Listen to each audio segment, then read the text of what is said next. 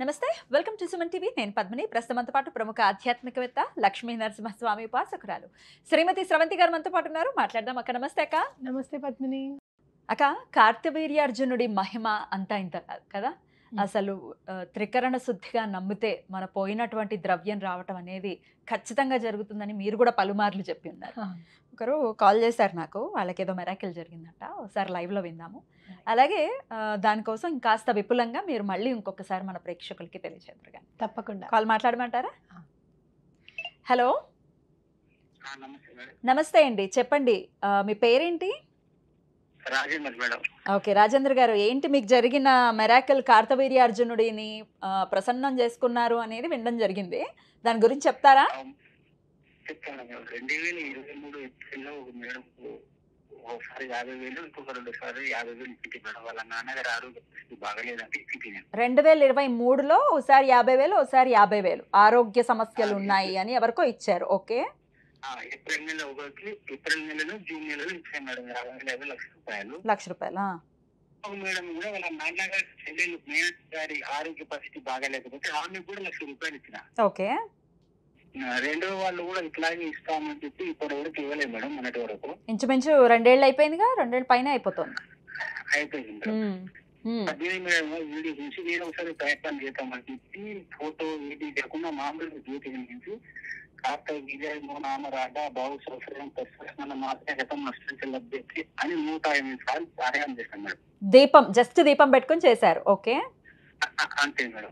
చేసిన 4వ రోజు ఒక మేడం ఇంటికి తీసుకొచ్చి 50,000 రూపాయలు ఇచ్చింది. ఇంకొక మేడం కు బస్సులో ప్రయాణంలో కింద పడిపోయిందంట. ఆయనకు ముఖం బాగా దెబ్బలు తగిలి నాకు ఫోన్ చేసి ఏదో నా గురించి ఏదో ప్రయోగం చేస్తున్నట్టు అనిపించింది. నాకు మాట చెప్పింది కూడా, అయినా నువ్వు కూడా దత్తులు అవుతావు, నేను 50,000 లక్ష రూపాయలు ఒకేసారి ఇవ్వలేను, ప్రస్తుతం 10,000 ఇస్తున్నా, వచ్చే నెలలో మిగతా నెలగా 10,000 ఇస్తాను కంపల్సరీ అని చెప్పింది మేడం. ఈ రెండు నాకు మిరాకిల్ గా జరిగినాయి. ఎట్లా మీరు చేసిన ఎన్ని రోజులకి ఇది ఇంపాక్ట్ చూపించింది? ఒకటి 4వ రోజు 40,000 వచ్చినాయి మేడం.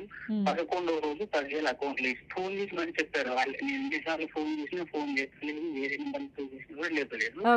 కానీ వాళ్ళే నాకు వాళ్ళంతటా వాళ్ళే చేసి ఇచ్చారు. ఎన్ని రోజులు చేశారు మీరు ఈ ఆరాధన? అదే మేడం, 4 రోజులకు ఒకరు, 11 రోజు ఇప్పుడు కంటిన్యూ నడుస్తూనే ఉంది మేడం. రోజు అలాగే చేస్తున్నారు. రోజు చేస్తున్నారు. Okay okay. మొత్తం వచ్చేసాయి డబ్బులు? ఇంకా రాలేదా? ఇంకా రాలేదు మేడం. వచ్చే నెల నుంచి ఒక నెలకి 10 ఇస్తాను. పర్వాలేదు, అలా అయినా పర్వాలేదు కదా. Okay, very good very good. పోన్లేండి, చాలా చాలా సంతోషం. మీ డబ్బులు మీకు తిరిగి స్వామి ఇప్పించేశారు. Happy. Thank you. Thank you. నేనేనండి, పద్మినినే. నా వాయిస్ గుర్తుపట్ల? Okay, thank you so very much. చాలా చాలా సంతోషం. ఫోన్ చేసి మరీ చెప్తున్నారు. Thank you. ఓకే అండి, ఉంటాను. నమస్తే. హౌ బ్యూటిఫుల్ అక్క. అంటే మన డబ్బు చాలా రకరకాల యాంగిల్స్లో ఒక్కొక్కసారి ఆరోగ్య సమస్య అంటే ఇవ్వకుండా ఉండలేం కదా, అయ్యో పాపం అని అనిపిస్తుంది. చదువులు అంటే అయ్యో పాపం అని అనిపిస్తుంది. పెళ్ళి అంటే ఖచ్చితంగా మనం సహాయపడాలి అనిపిస్తుంది. ఇట్లా రకరకాల కోణాలు. మరి ఈ డబ్బు ఈ ఫోన్లు ఎత్తకపోవడం అనేది చాలా దారుణాతి దారుణం. అసలు ఇచ్చేంత వరకు ఎదుర్కొంటూనే ఉంటాను. ఇదా కదా. రైట్. మరి ఎట్లా అక్క ఈ సమస్యల నుంచి ఈయనకంటే వచ్చేసింది? ఒకసారి మీరు కూడా చెప్పండి, కార్తవీర్యార్జున్ని ఎలా ప్రసన్నం చేసుకోవచ్చు?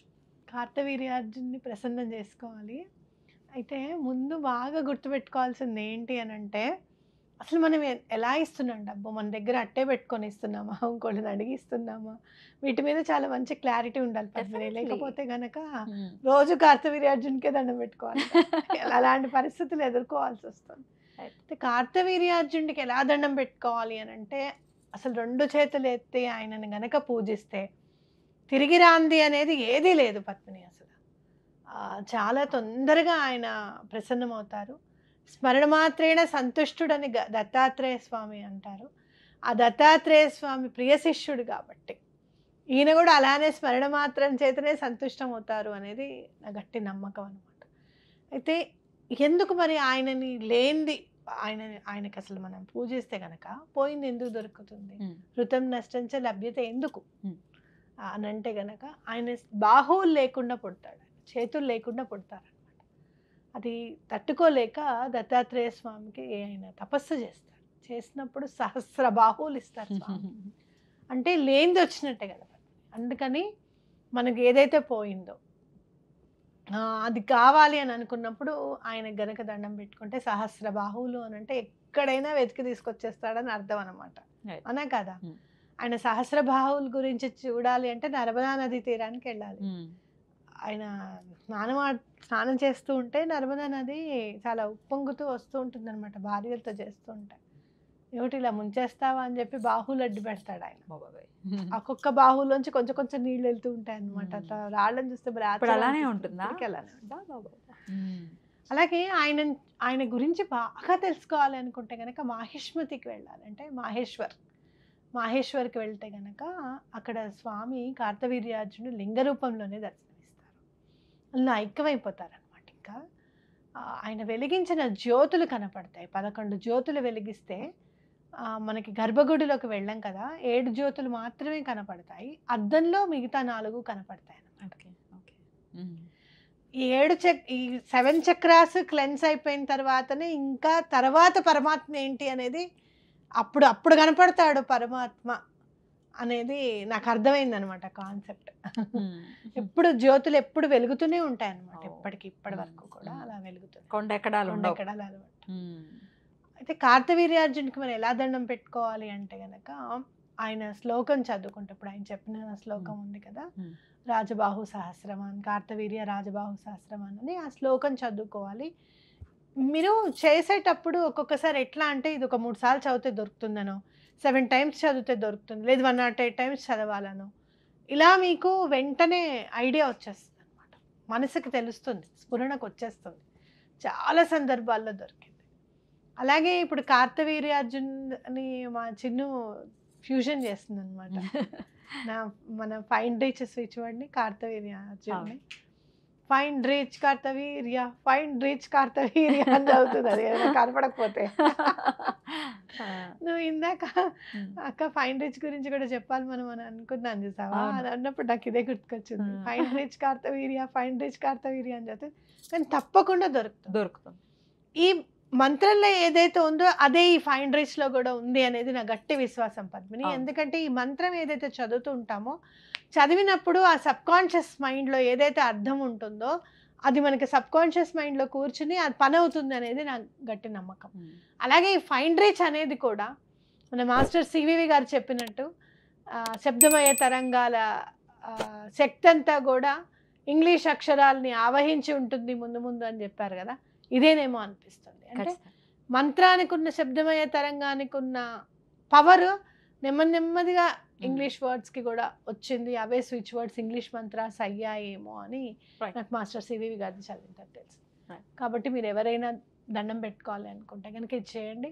చాలా పెద్ద వస్తువు అయితే కనుక కార్తవీర్యార్జుని మంత్రం పెట్టుకొని మధ్యలో ఆయన ఉన్నారు అని తలుచుకొని 108 ప్రదక్షిణాలు చేస్తే కూడా ఒంటి మీద మంటలు వచ్చి వాళ్ళు ఎవరైతే వస్తువు తీసారో వాళ్ళు తెచ్చి ఇవ్వాల్సిందే.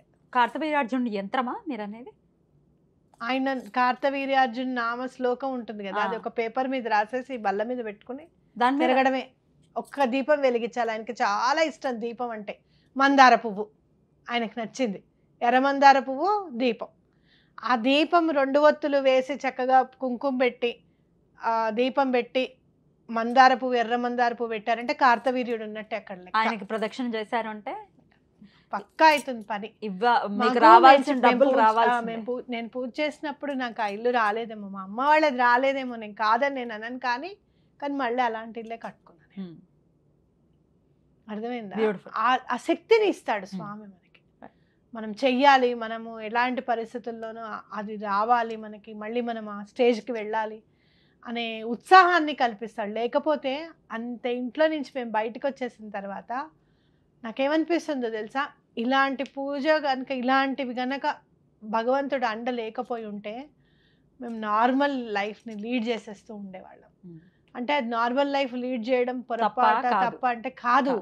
నీకు ఎప్పుడైతే చేయగల అబిలిటీ ఉందో, నువ్వు చేయగల శక్తి ఉంది, వయసు ఉంది ముందు మెయిన్, అది ఉండి కూడా నువ్వు అలా ఉండిపోవడం అనేది తప్పు. పేదవాడిగా పుట్టడం తప్పు కాదు, మిగిలిపోవడం తప్పు అంటారు చూసావా, ఇదే. కాబట్టి తప్పకుండా మనలో ఉన్న జ్యోతిని వెలిగించుకొని దాన్ని ఎప్పుడు కూడా ఫ్యూయల్ పోయిస్తూ స్వామికి దండం పెట్టుకుంటే కనుక ఖచ్చితంగా పని అవుతుంది. సూపర్ అక్క, చాలా బ్యూటిఫుల్గా ఎక్స్ప్లెయిన్ చేశారు. ఆయన చక్కగా సడన్గా అనుకోకుండా కాల్ చేయడం ఏమిటి, దీని గురించి అసలు చెప్పాలి అనేది ఉద్దేశం కాదు, ఇది ఎందుకో ఎవరికోసమో ప్రత్యేకంగా చేస్తున్నాము అని అనిపిస్తోంది నాకు. కార్తవీర్యుడికి దీపం అంటే ఇష్టం అని చెప్పారు, ఇది కార్తీక మాసం కదా, అందుకనే చెప్పించారు ఆయన. ఖచ్చితంగా మొన్ననే వచ్చింది ఆయన జయంతి కూడా, అదే అంటున్నా, అందుకే చెప్పించారు ఖచ్చితంగా. సో ఎవరైతే మీ డబ్బులు తిరిగి రావట్లేదు అని బాధపడుతున్నారో బాధపడాల్సిన అవసరం లేదు, కార్తవీర్యార్జునుడిని శరణు వేయండి, ఖచ్చితంగా ద్రవ్యం వచ్చేస్తుంది. రైట్ అక్క, చాలా చాలా బ్యూటిఫుల్ గా మాకు ఎక్స్ప్లెయిన్ చేసినందుకు కృతజ్ఞతలక్క. నమస్తే. నమస్తే.